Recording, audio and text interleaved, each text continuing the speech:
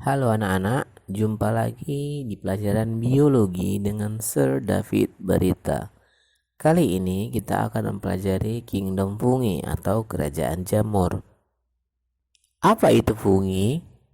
Fungi atau jamur adalah makhluk hidup yang memiliki ciri-ciri seperti berikut. Ya, yang pertama merupakan sel eukariotik. Artinya memiliki membran inti ataupun nukleus. Ciri yang kedua, fungi atau jamur adalah makhluk hidup yang tidak berklorofil, namun memiliki pigmen. Ciri yang ketiga, fungi atau jamur adalah makhluk uniselular dan juga makhluk multiselular. Artinya, jamur atau fungi ada yang bersel tunggal dan ada juga yang bersel banyak. Ciri keempat, fungi atau jamur memiliki dinding sel yang tersusun dari zat kitin. Ciri kelima, fungi atau jamur berkembang biak dengan membentuk spora, di mana spora yang dibentuk terdiri dari dua jenis, yaitu spora seksual dan spora aseksual. Ciri yang keenam, fungi atau jamur memiliki dua peran. Ada yang berperan sebagai saprofit atau pengurai di lingkungan. Ada juga yang berperan sebagai parasit penyebab penyakit pada makhluk hidup. Ciri ketujuh, fungi atau jamur memiliki tubuh yang tersusun atas hifa. Nah, apa itu hifa? Hifa adalah benang-benang halus yang merupakan tubuh dari jamur. Gabungan dari beberapa helai hifa dinamakan miselium. Ciri kedelapan, fungi atau jamur ada yang bersimbiosis dengan akar tumbuhan, yaitu jamur mikoriza. Jadi, jamur mikoriza adalah jamur yang mampu bersimbiosis secara mutualisme dengan akar tumbuhan hingga menyebabkan peningkatan produksi buah dari tanaman tersebut. Kingdom fungi atau jamur dibagi menjadi 4 divisi berdasarkan cara reproduksinya secara generatif atau seksual, yaitu yang pertama zygomicota, yang kedua ascomycota, yang ketiga basidiomycota, dan yang keempat deuteromycota. Selanjutnya, kita akan membahas setiap divisi fungi atau jamur, yaitu A. Divisi zygomicota atau nama lainnya zygomicotina, yang memiliki ciri-ciri yaitu yang pertama, memiliki hifa yang tidak bersekat, artinya tidak ada pembatas di dalam hifa tersebut. Yang kedua, umumnya zygomicotina hidup di darat dan di tumbuhan ataupun hewan yang telah membusuk. Ciri yang ketiga, miselium dari zygomicotina terdiri dari hifa yang senositik, artinya memiliki banyak sel. Yang keempat, zygomicota adalah jamur yang dapat berkembang biak secara seksual melalui pembentukan zygospora. yang artinya merupakan spora yang terbentuk dari pembuahan zigot, yang merupakan hasil peleburan dari dua hifa, yaitu hifa positif sebagai jantan dan hifa negatif sebagai betina. Yang kelima, jamur zigomikota berkembang biak secara aseksual dengan membentuk spora ngiospora. Contoh dari zigomikota adalah jamur Rhizopus oryzae yang umumnya digunakan dalam pembuatan makanan fermentasi tempe, yang merupakan fermentasi dari kacang kedelai menggunakan jamur Rhizopus oryzae. Contoh kedua adalah Rhizopus stolonifer. Jamur Rhizopus stolonifer adalah jamur yang tumbuh di roti yang telah lama membusuk.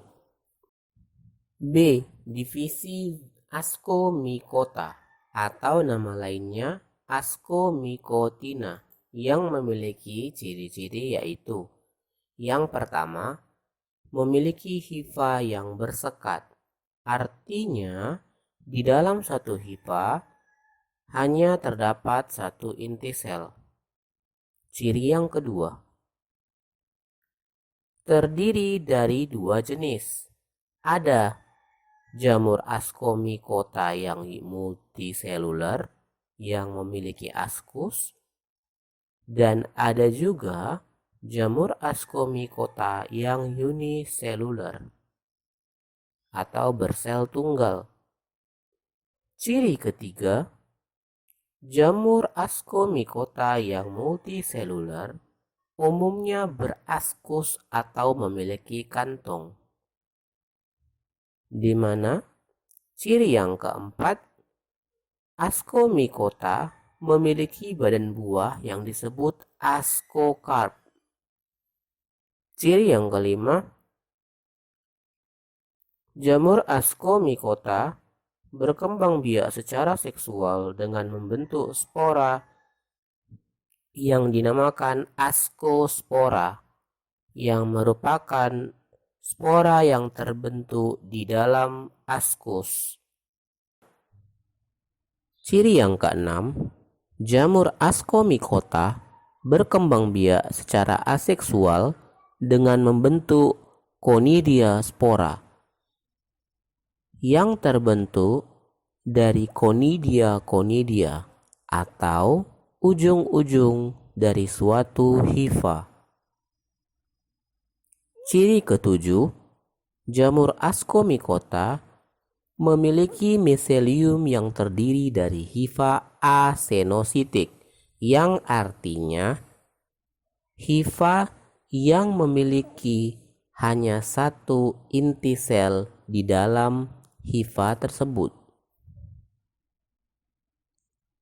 Contoh jamur Ascomycota yang pertama adalah jamur Aspergillus yang menyebabkan kerusakan dan membentuk racun pada bahan makanan, seperti gambar ini.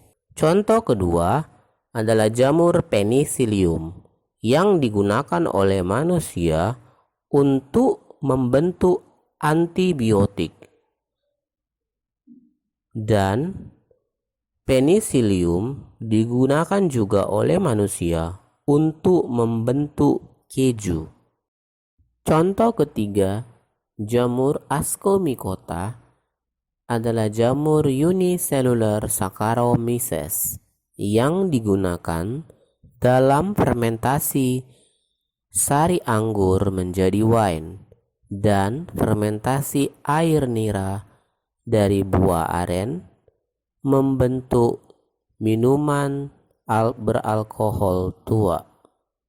C. Divisi Basidiomycota atau nama lainnya Basidium mycotina, yang memiliki ciri-ciri yaitu yang pertama, memiliki hifa yang bersekat.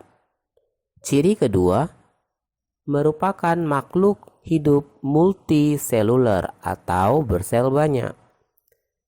Ciri yang ketiga, umumnya berukuran besar atau makroskopis. Ciri yang kelima, memiliki badan buah yang disebut basidiokarp, di mana di dalam basidiokarp terdapat basidium. Ciri keenam, berkembang biak secara seksual dengan membentuk basidiospora yang dihasilkan dari basidium. Ciri yang ketujuh, jamur Ascomycota berkembang biak secara aseksual dengan membentuk conidiaspora. Contoh dari jamur Basidiomycota yaitu yang pertama adalah Forfariella volvaceae yang kita kenal sebagai jamur merang atau jamur kancing dan digunakan sebagai bahan makanan oleh manusia seperti gambar ini.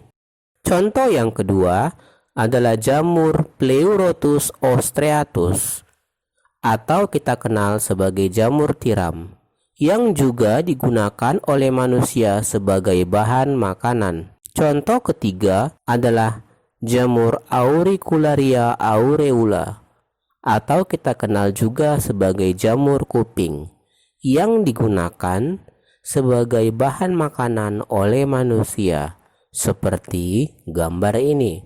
D. Divisi Deuteromycota atau nama lainnya Deuteromycotina. Jamur Deuteromycota adalah jamur yang belum diketahui reproduksi secara seksualnya dan ciri-ciri khusus lainnya. Jadi, semua jamur yang belum diketahui secara keseluruhan oleh manusia umumnya akan dimasukkan ke dalam divisi Deuteromycota. Nah, tadi kita sudah membahas kingdom fungi dan segala isinya. Jadi, sekarang kamu sudah memahami jenis-jenis dari jamur yang ada. Demikianlah pertemuan kita kali ini. Sampai jumpa minggu depan.